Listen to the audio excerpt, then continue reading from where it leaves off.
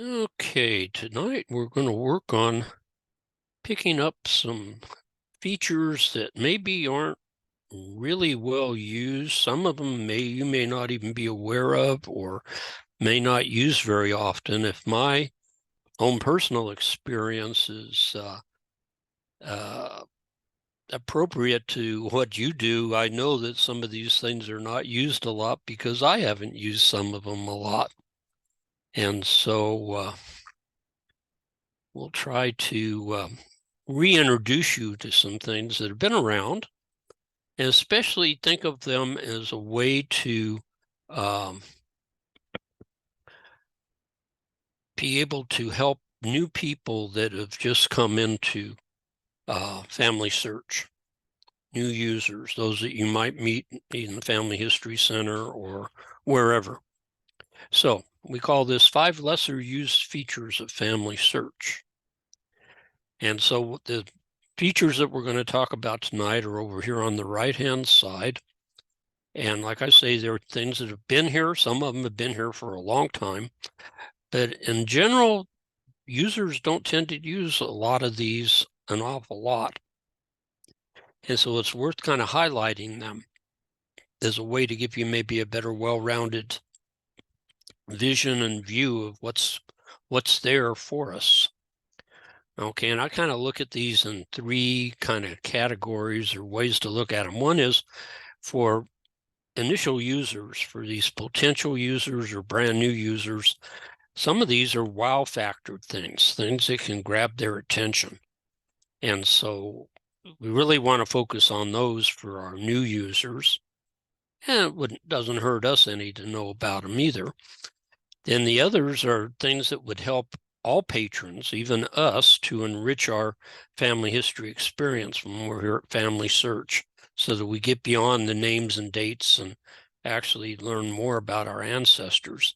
And then the last group are the things that can help us manage what's in FamilySearch better. And that's an area that we really do need to focus on, because of the tree being collaborative, it can also be a problem. So we're going to start with discovering your family story. Now, this is an opening screen to FamilySearch that you may not see very often. In fact, if you're like me and you have an automatic sign-in click, so that when you click on, you type FamilySearch and you hit enter, it just automatically signs you in and takes you into Tree. You don't even see what I would say is the community member view that they get when they go to FamilySearch.org. And so this is the home page for a non-signed in or non-account holder.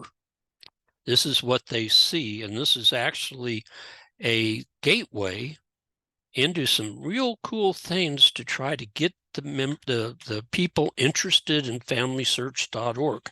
And so for a lot of us, this is something we don't normally see.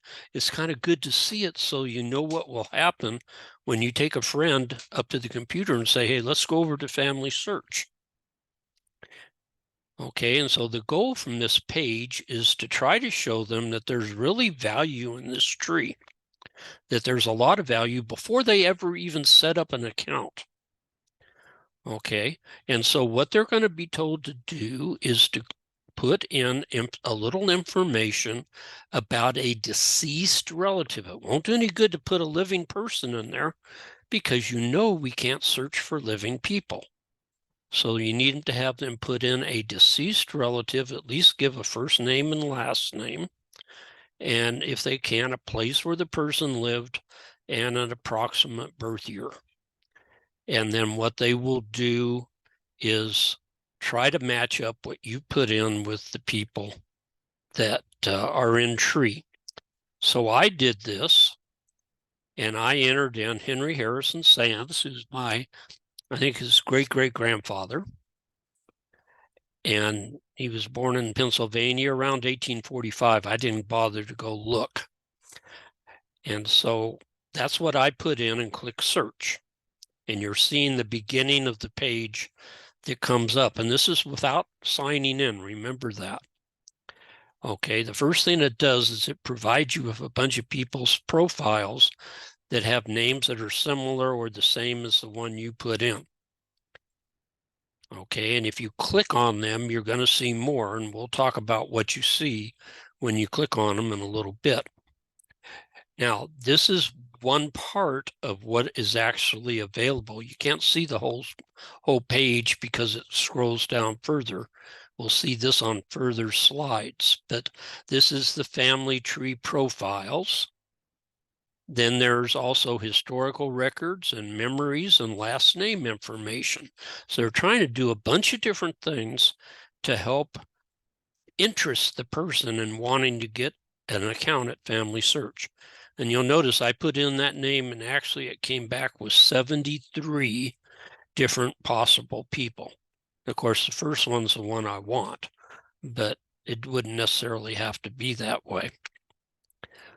Okay, the other things that'll come up is that, like I said, is a section on historical records. We'll talk about that.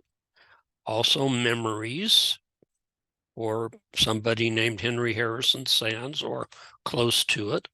And then also some information on the surname of the person you're searching for. So in this case, Sands. Okay, now there's this page called the About page on FamilySearch. And when you're using FamilySearch and you're on a person's page, the very first thing is About. And that takes you over to the About page. We usually are working off of details and sources, collaborate, memories, and so on. And so we don't always notice that word About over there. But that's a special page that's been developed in the last, I don't know what, 3 years maybe. But this is a great page to take new patrons to, or people that are a little less enthused. They don't dig the dates and places thing. They'd like to see more. This is a very good place to take them. And so the potential users are directed to the About page when they click on that picture of their ancestor. And this is where it will take them, is to the About page. And of course, we can see it anytime we want when we're in FamilySearch just by being on the person's homepage. So if we click About, this is what an About page looks like. And I know it's been shrunk down so you could see the whole page, but it's really cool because it's visual and it gives you a bunch of different things about the person. You get a brief history, you get sources, a couple of sources or so for the person if they have any sources. In this case, Henry Harrison Sands has 17 sources. It'll give you world events for that person, during their lifetime. It'll show you the family group for them with their children, spouse and children. And next to it, the parents and siblings view, family group sheet for parents and siblings. You'll see some of the memories. He has 6. And then there's also a timeline. So you get a feel for how, when the people in the family were born. It'll include some activities to do, which are just fun things. These are things where you click on it and it'll take you to one of FamilySearch's activities. And so it'll be a way to actually do something to go with this name. And then their name meaning, which of course was one of the things that was already presented outside FamilySearch. And then of course, the real kicker down here is create an account, discover even more. Because see, most of these things you get into just so far, and then you have to create an account. Because this is a kind of a sales feature, but it's there for you. And then if they wanted to, they could go search for another ancestor at the bottom of any About page. But that's what an About page looks like. Really very good to be used with, like I say, new users or people that aren't into the traditional genealogy stuff to get their interest. Okay, when a first seek for this person. They can also see historical records, and it will give them a list. And they'll be able to look at the list, but that's as far as it'll go. If they try to explore one of these sources, it will ask them to create an account, but it gives them a feel for the fact that there are a lot of records inside FamilySearch that are for this person. In fact, that search string gave us almost 2,250 records to look at. And so, that helps them to see that this is the value of this site, is all kinds of records that could be for this person. And in fact, every one of these that are showing actually pertain to this person in this case. Okay, then they're going to show you some memories.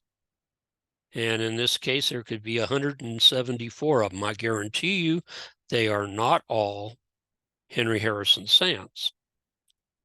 He's a child in this Bible, so even though it says Joseph E. Sands, that's for him. That's a picture of him. That's a picture of him. That's a cut-off picture of him, but the rest of the picture's there. That's a record for him and another record for him. And this is a chair from when he was married in 1870. This is one of the chairs from a dining room set that they were given as a wedding gift. I happen to own 2 of the chairs. And that headstone has nothing to do with him.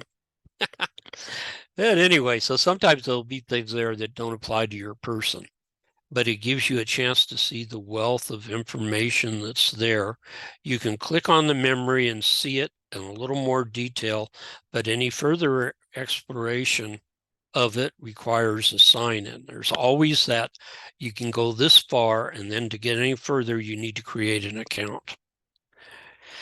And then there's information on the last name, and sometimes this will be accurate for your family, sometimes maybe not so much. For the Sands family, this is a fairly accurate description. This is as good as anything else I've seen. But because they came from England, and Cumberland County seems to be the location that they probably originated. So this is that feature that's found on that opening page for exploring your family. Now, another less used feature, one that I hardly ever look at, and I should more often, is a timeline and map. It's right there on the ribbon across the top of the page, but I think a lot of times we just skip over it. But it's really got some good features, and it's one of those wow factor things and visual that can help interest a person in what's found at FamilySearch. And since a lot of us don't have any clue, we ought to look at it and take a gander at what we can see there. And this can really help you to visualize what the family's life was like. So this is what the landing page looks like. You immediately notice that it's a visually rich experience. I love it because you have a lot of pictures and you've got a map there. And what we need to know is learn how to personalize this. And a lot of that personalization will depend upon the size of the family. At the top of the timeline, there's a toggle for turning on the map. You see the little toggle right here, and it's been turned on. Otherwise, the map would not be there. The map has adjustments on it for size and also showing a route, and also to change the kind of view that it will show. Okay, so let's talk a little bit about filtering. First off is you can turn the map on or off with that toggle. Second is there's this show button on the timeline, and that will help determine what's going to show up on your timeline. And you want to determine how much information you want to show. Now, if you have an ancestor that had several wives and had many kids, when you start talking about relationships, this could become a very cumbersome timeline. With so many people, you'd have trouble keeping track of things. For a small family, it's not bad. And you can put a lot of stuff on there and it won't be too bad, but you've got to be aware of that. And the thing that's nice is you try something, if it gets too messy, you just go back up to show and you'll reduce some of the things that are there. And so in this case, I just have the vital events, which is automatic for the person I'm on, and then the custom events and historic events are what I want in this particular timeline. And so this is for my wife's father's natural father. Her father was adopted. So this is her natural grandfather who died at a young age and had fought in the First World War. And so there's some events there, and the family's small, so it's a good one to use as an example. Okay, so your challenge is to figure out how much you can stick into this without making it a total mess. Okay, so in this case, because it's such a small family, I put down, show me spouses and children and parents and siblings also. So it shows in here his birth of his sister, his marriage to Muriel Reese, the birth of my grandfather, and then the death of his father, and then his death at the age of 45 in 1946. And so it's not a very messy timeline because there's not a lot of people in the family, so it makes it a very simple timeline. It's a good one for an example. Now, the map, you have down in the bottom corner a thing you can click on that will say show route. And I clicked on it, so now it says hide route. And what route does is it takes these events from the timeline and plots them if they have a place on the map and connects them. And then you're able to see visually where this person traveled or lived during their life. And if you click on any of those numbers, those pins as they call them, it will then highlight the thing that you clicked on. And so like I clicked on the dot way over here in New Jersey, and I know it's this military discharge in New Jersey because A, it's in the right location, and B, it's turned kind of blue. So I know that that's what I clicked on over here. So when he was in the First World War, he was discharged on the 11th of December, 1918 in Burlington, New Jersey.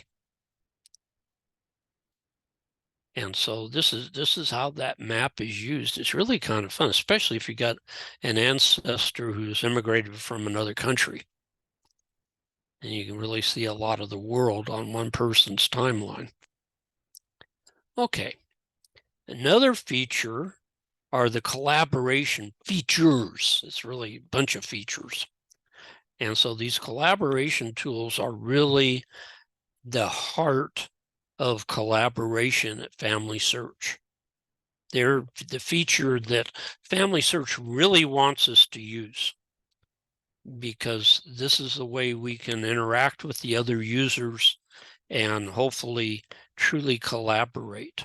I had a letter this week from somebody that was collaborating with me. She sent me an email because she had made some changes to a Givens record, and she knew I was a user, probably because she went back up this person's pedigree and started seeing my name. And since I had the same last name, Givens, she was worried that she might be stepping on my toes. And she wrote a real nice letter apologizing in case she did anything bad. And I was really touched by it that she would take the initiative to do something like that.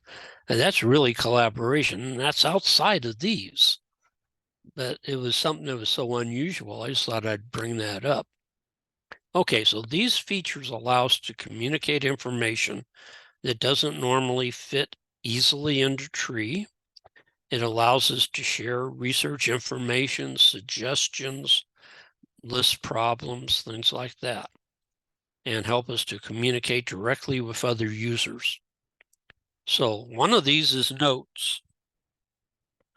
And notes is found over in the right-hand column on a person's page. And also under collaboration up on the top ribbon if you click there. And notes, if you have more than the amount of notes that show in the little box that's initially there, there'll be a show all button. And if you click that, it will then open it up so you can see more. And like I've mentioned, they're found under the collaboration link on the ribbon at the top of the person's page, and also in this box on the right-hand side of the person's page. So I've gone to Edson Barney, and I can see right now he's got 21 things under collaborate, so he's got a lot. And so I went to notes and then said show all. And this is just the first 3 of something like 15 of them. Yeah, it says over here there's 15 notes. And this shows just the first 3. So let's talk a little something about notes. Okay, first is you can contact the author by clicking on their name, and you'll be able to send a chat, and we'll be talking about that, or an email to them. So if I wanted to ask Lisa Stamps about Phaleus fever, because I've searched for that and can't seem to find it anywhere. So it must have some other name because that term doesn't come up when I go out searching. I could write to Lisa and see if she knows any more. And if I click on her name, this is what comes up. And it gives me a chance to either add her as a contact, and I can click on chat, or it shows me, since she allowed it, her email. So I have 2 different ways I can contact her. And I can also view her relationship if she's turned that on. She hasn't, so I would have to click on request to view relationship and hope that someday she saw the message. Okay, but those would be my 3 choices. Now, you can edit any note. I could edit Lisa's note. I don't have to create a note to be able to edit it. You'll see the little pins right there. That's that edit pin. And I didn't create this note, but I can edit it. So that's something you need to be aware of. If you've got something that you put into a note that's really significant and you don't want to lose it, you might consider also making it maybe a document over in memories, or story over in memories, so that it won't get destroyed. Now, if I click edit, this is what shows up, and I can make changes to either the title or the body of it. And if I ever do that, I try to work out a way to remember ahead of time to get Lisa Stamp's name and add that in there and say original note was supplied by Lisa Stamps, and then maybe put my information down below that or something like that. So the person who originally created this gets some credit, because otherwise you wipe out their credit, which is kind of sad. I can delete the note, and I would only do that if it was something that was now totally nonsensical or unnecessary. Maybe they said there's 3 copies of this person in FamilySearch, and there's no longer 3 copies of this person in FamilySearch. Well, you could delete that. Or if the note just said something that really didn't make any sense or have any genealogical value whatsoever. But normally I'm pretty reluctant to do that. And then there's this alert note. and we need to talk about that. That's a newer feature. That's something that's happened just this year. From the Help Center on alert notes, it says each person in Family Tree can have one alert note. The note notifies other users about research notes or warnings. Users should read the notes before they edit the profile, because it's usually used to warn people not to do certain things with this record because it'll make the record wrong. And I've found my own experience that this helps with some users, but not all. Some users just don't pay any attention to the alert notes and go ahead and do whatever they want. So I have a few what I call hot spots in my pedigree. One of them is my original Catter ancestor. And I put some information in there because people keep trying to make him the son of some people from London. There's no way to verify that that's accurate. And so try to cut that down by putting this alert note in. Actually, what you do is you put this note in, and then you click alert note, making it an alert note. And what does that do? Okay, well, first thing, you can only have one alert note. And once you do it, it will then put this banner across the top of the person's page. Important research has been done on this person. Please read the alerts. Okay, now there's a problem here. This is a note. So anybody can edit it and they can delete it, or they can change it and make it something totally different. So beware of that. And if you're going to do this, either keep a document on your computer with your alert notes and what person they're attached to so that you can reproduce this if it gets destroyed or mangled, or consider making it a document or story in your memories for this person. That way, even though it might get detached, you'll still have it in your memories and easy to reattach it or copy from it and paste it into a note. So notes are a little bit tricky. Now, brief life history, those alert notes were created because we had this, I think it was called Brief Life Story. I think it was called Life Story before. They've changed the title to Brief Life History, and they don't want these alert things put in this. They really would like these to be short life stories. Not the full life story, but just a shortened version of it that people get a feel for this person. And if you choose, when you're writing this, you can have it overwrite the life story that's on the About page, which is a computer-generated history initially. And you can create one that you can put in there that's really, truly, representative of this person based on what people know, not just what was computer-generated. So if you say, click on more, you see more information here. And you'll see that there's an edit button. And if you click edit, this is what shows up. And you're able then to rewrite or edit or change or add to the life story, give reasons, and then also publish it to the About page.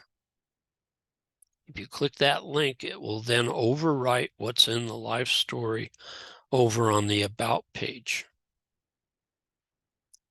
And then, of course, make sure at the end that you save if you make any changes to this, because if you don't click save, you're not going to have anything happen. Okay, now, notes are one thing. Discussions are also under collaboration. They're a little harder to see. They don't show up as readily as notes do, and they're handled a lot different. Okay, one thing about them that's very unique is that they can't be edited. So you could also put your notes that you don't want to have destroyed over under discussions if they're a discussion type of thing. And only the author can edit it. So like, here's a note that I didn't write, and there's no way for me to edit it. Down here is one I wrote, and I know I wrote it because it's got the little edit button. But only I can edit it. Nobody else can. So these are a little bit trickier than notes are, these discussions. And only I can delete something that I created. I can't delete other people's discussions. So that's one place at FamilySearch that they do try to protect what you've created. Now, they used to have messaging. Now they call it chats. And with the name change came some changes in how it's used. I wasn't thinking ahead very well when I made this slide, but I decided to keep it. When I wrote this presentation, it was back before the end of the year. And they were right at the point where they were converting from messages to chats. And on the 31st of December, they erased all messages prior to 2022. And if you hadn't seen this message and gone in and actually copied and pasted your old messages, you've lost those old ones. Starting with January of 2022, they converted any messages that were there to the new chat. So it's too late to help you with this, but in case you're wondering what happened to your old messages, this is what happened. They went bye-bye. Okay, so this is what the chat screen looks like. It's not much different than the message screen, except it says chats now. Okay, you can search for one of the people you've chatted with or for a topic. So in other words, you could, if you wrote about a certain ancestor, you could put the ancestor's name in, or say the ancestor's last name, and it'll pull up anything that had that last name in it. You can see the people that you've chatted with, and you can scroll down through them and click on them, or you can do the search either way. Once you've said you want to start a new chat, which would be to click the little pen up here on paper, then you can put in the person's contact name from FamilySearch, and then type your message way down here where it says message. And you can pick to display a memory or an image from off your computer, or put in emoji. So this has some features that messages didn't have. This is one reason they wanted to go to chat, so that you had a little more functionality. And so you're able to put in memories or images. And that will, help explain what you're talking about. If you want to talk about a certain document, you can put an image of the document there. Okay, a little more on chats. They work on FamilySearch on the website. They also work on the Tree app. So when you're in the Tree app, it'll work just the same. The box that you're in for the chat can be moved around the screen. That's nice because it doesn't take up a portion of the side of the screen. It is movable, so you can use the whole screen to see what you want to see and move it to get it out of the way. And from the mobile app, you can get notifications. Chats can include multiple people in them. That's another advantage. In other words, you can send a chat out to 3 or 4 or 5 people if you want, or more. And when you click on chat with someone who's contributed on Tree, it'll include the ID and information of the person that you're on at the time. If you're on one of your ancestors and you click chat, it automatically, just like the messages did, it'll automatically say, you're on so-and-so with such and such an ID, so that they know who you're talking about immediately. And then chats have categories. You can see the ones that are read or unread. You can see certain threads if you want to designate a thread. You can see ones that are marked private, and you can also see them from FamilySearch groups. So if you created a chat in a group, it shows over in your chat list, even though it's from the group. And they have a blog article, Introducing FamilySearch Chat, Talk with Users in Real Time, that does more explaining of what this is all about. But it's a little different. It's a nice improvement, really, on messaging. Okay, following. This is one of those things that's really nice that they've had this, and they've had it for a long time, but I don't think a lot of people actually use this. And so when you go to a person and you haven't marked them yet to be followed, it'll say follow up there. And so you click on it, and it will, initially it'll be saying follow.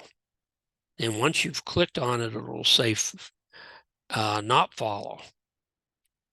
And you'll be able to get out of it if you want to turn it off. Okay, why do you want to follow people? Because you want to know when changes are being made to them. Because there are some people in Tree that get a lot of bad things done to them because other users maybe don't know the correct information. There's some bad information that's floating around that's been published in the past, and people are still trying to revert back to the old incorrect information, and you want to be able to keep track of it so that these people don't get too messed up. And so this is why you want to follow, because you can match this up with, in your user information, you can mark that you want the people that you follow to have a message sent to you when they are changed in any way. And so once a week, you'll get a message with a list of the people that have been changed that week. You can follow up to 4,000 people. I think you'd want to have your head examined if you really marked 4,000 and said you wanted to see the changes, because you'd probably be inundated. I have, I think, 163 or something like that. I looked the other day, and that's enough. I mean, that gives me plenty to look at every week. Okay, and this is only about deceased people. And so the deceased people that I follow list, I have a list called deceased people that I'm following. That list will list all the changes made to people that you're following during the last 60 days. So it's a history of changes for the past 60 days. And then as changes age beyond 60 days, they drop off, the new ones come on. You can add labels, like you could put in there like a hotspot person if you want, and you could just click hotspot and all the people you marked as hotspot people would pop up. For me, that means people that are names on my pedigree that tend to have a real problem genealogically, and there's always problems with that name that need to be looked at. And like I said, if you ask for it, you can receive a weekly notification to alert you of changes that are made. They're not sent to you daily. It's a once a week thing. So this is what your following list looks like. And it's just a little portion, just a couple of the people, just enough so we can see it. And you access this by clicking on Family Tree and then on Following up here. And then you can search by name in the list, which is what I did. Or you can see how many people you're following. In this case, it's 166. I was off by 3. I have some options here where I can customize the list in any way I want. And there's ways you can customize that we won't worry about right now. Over on the left-hand side are some of the people that you're following. And in this case, I think I had it set for like 30 days or something. And then their main changes are listed on there. So like Richard Cornell, his main change was his life sketch was changed. For Joseph Large, there was a parent relationship change or added. Most likely there was a merge. And those usually show up as they call it a parent relationship added. It's really a merge. And then it also show you in the little bubble on the underneath the date, the name of the person who made the change. And that's their username. And of course, you can click on it and then you can either text them or email them or see their relationship. Now, there's also the 3 little dots. That's something a lot of people miss. They don't even realize there's something there. If you click on it, you get 3 possible things. You can add a label to this person. You could label them like father's side, mother's side, or a hotspot, or whatever you want for labels. You can unfollow the person by clicking here, along with clicking up near their name on their own person page. And then there's an opportunity to see who else is following this person. And so in this case, Richard Cornell's a popular guy. There's 12 people that follow him. So anytime there's a change to Richard, there will be 12 people notified. Of course, you're one of them. And so here's just part of the list that I could get on the screen. And they show you when the person marked to follow, and they put them in chronological order. So I'm way down here at the bottom. So I was the 7th or so person. Yeah, 7th person to start following him. And now there's been about 5 more after me. So anyway, this shows you a little bit about following. Sometimes you might wonder, well, now who, what's going to happen if I make a change to this person? The only way to really find out about following is you got to mark that person followed, and then you can go to your list of people you follow and then see this way how many people are actually following that person. So, in conclusion, take advantage of these things. They're lesser used, and they'll increase your effectiveness on tree, and they will help you enthuse people with the ones that we talked about at first in ways that the dates and the places can't. So, are there any questions?